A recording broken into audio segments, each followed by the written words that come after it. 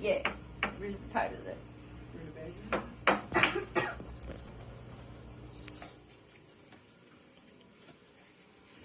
So we had some technical issues, so I apologize, but this is my PowerPoint that we're looking at. All right. Split tongues, tattooed eyeballs, horns. Sounds like a freak show, or maybe it sounds more like a lifestyle. These are some of the more extreme body modifications, but I'm here to briefly skim the surface on the lifestyle itself.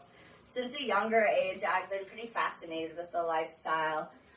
From the more socially acceptable to even the extreme, I've loved it all. Having a sister as a tattoo artist, I've been able to dabble a little more freely in the lifestyle with family discount. Today I'm here to discuss some of body modifications and then maybe some reasons why people would feel drawn to said lifestyles. So I've listed these into two different categories. The first one we'll talk about is slicing and dicing. So the first modification we'll talk about is scarification. This is a process where you cut, etch, burn into a person's skin, and it takes about 6 to 12 months to heal, and what they're doing is they're trying to cause more scarring than less scarring with the heal. Obviously the name, scarification. Another one with the slicing is tongue splitting. So this is described by Wikipedia. The process, a more common process, is using a scalpel to split the tongue down the center, and then you suture up both sides to cause it to not heal together. And then also sometimes they heat up the knife to cause a cauterization, so that there is less blood during the process. The last one in this section I'm going to talk about is implants, also subdermal implants. So this is the process of putting something under the person's skin,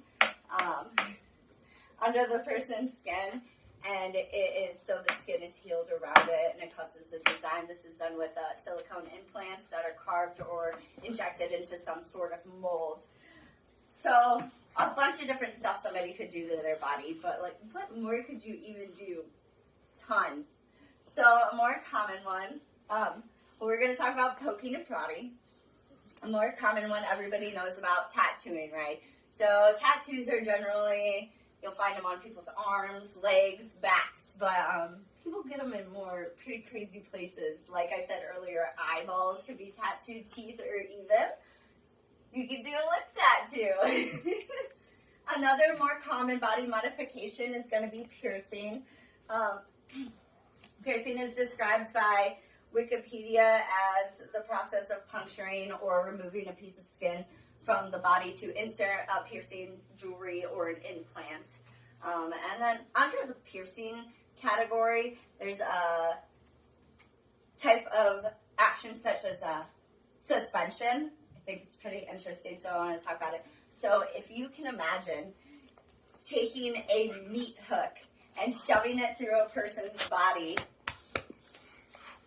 You could think about that, shoving it through a person's body, and then they're hooked up to these levers and pulleys, and they're suspended in the air. It's a pretty interesting thing to watch. There's some different photos right here that you can see of how people do it. I got to watch my sister do it, and it was really interesting. So then, why would anybody be inclined to practice in such a lifestyle? So Wyatt Marshall from The Atlantic says, though many people who practice suspension see it as a spiritual experience and a way to test themselves, most suspensions today are not performed as religious sacraments or trials of endurance. For some, it's sort of, if I can do this, I can do anything. For others, it is akin to meditation. Lori Leon from Lightspeed magazine states, in every group of humans, in known and recorded history, there have been members who modified their bodies. The reasons behind their choices were widely, even within the reasons behind their choices vary widely, even within a single society. In many cultures around the world, social statuses, group affiliations, and wealth are advertised with jewelry and adornments. In others, deeper meanings are behind the punctures, scars, and tattoos they wear.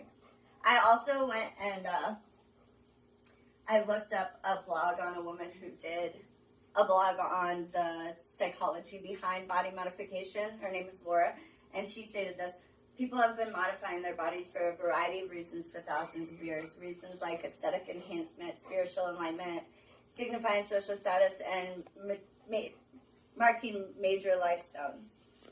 So from the extreme to the more socially acceptable, people have different reasons to go into body modification, but it all does end up leading to that world.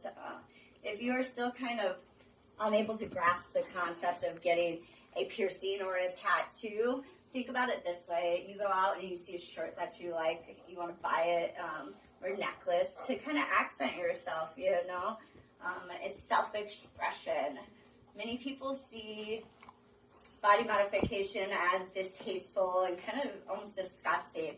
Other people see it as beautiful, and you know, that opinion is left up to you guys on what you view it as. Thank you. Yay! Are you finger snapping for me? Yeah, I got a beer in my hand. I apologize, my dog was disruptive. Yes.